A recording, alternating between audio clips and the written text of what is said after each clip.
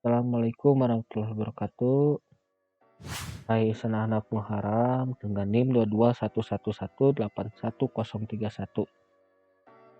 Di sini saya akan mempresentasikan tentang PWM atau Pulse Width Modulation untuk memenuhi mata kuliah Sistem Komunikasi dan Transmisi Telkom TTI.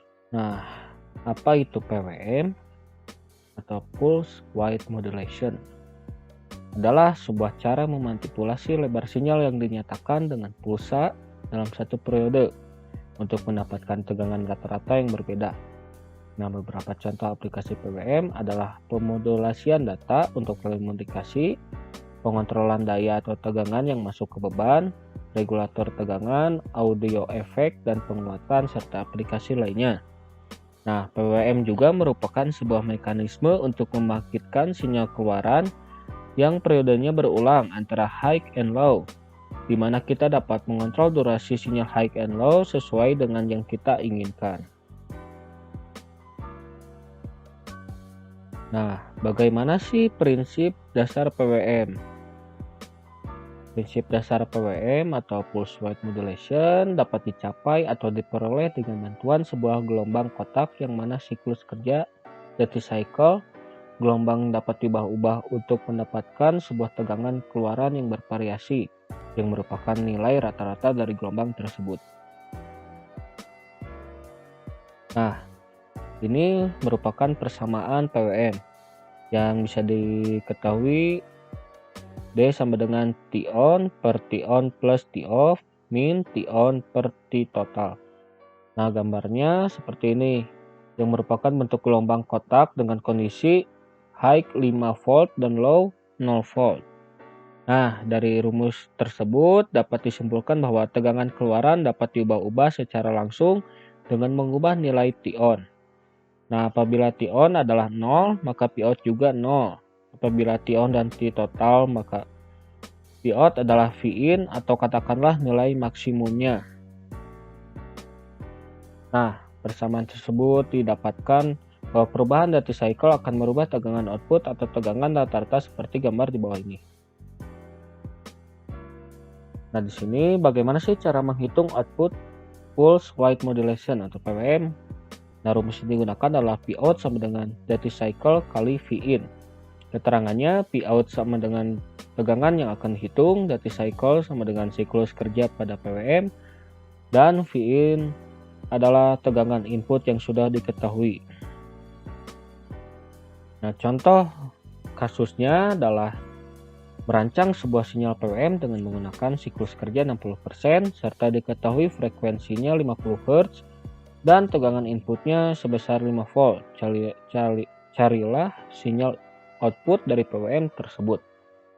Diketahuinya Vin sama dengan 5 volt, duty cycle-nya 60%, frekuensinya 50 Hz. Yang pertama, mencari periode waktu terlebih dahulu dengan rumus seperti gambar di bawah ini. T sama dengan 1 per F, maka T-nya 1 per 50, hasilnya 0,02 detik.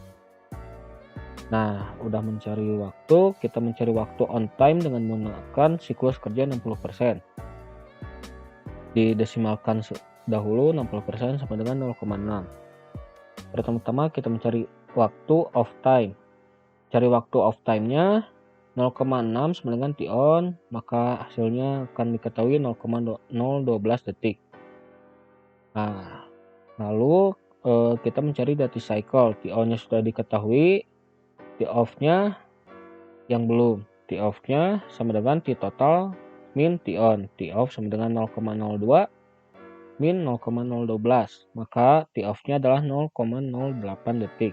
Lalu yang kita cari ini mencari tegangan outputnya, Pout sama dengan duty cycle kali Vin, Pout sama dengan 60% kali 5 volt, maka Pout-nya adalah 3 volt. Lalu bagaimana sih perbedaan PWM analog dan digital? Seperti yang kita ketahui, PWM dibagi menjadi dua jenis, yaitu digital dan PWM analog, yang memiliki cara kerja yang berbeda namun pada prinsipnya tetap saja sama. Nah, prinsip kerja PWM sama saja sebenarnya. Namun yang membedakan hanya kestabilan pada pengukuran, hanya berbeda beberapa digit saja.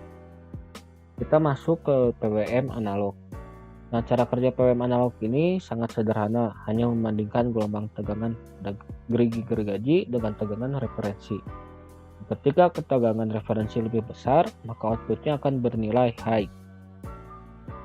Lalu, bagaimana sih PWM digital?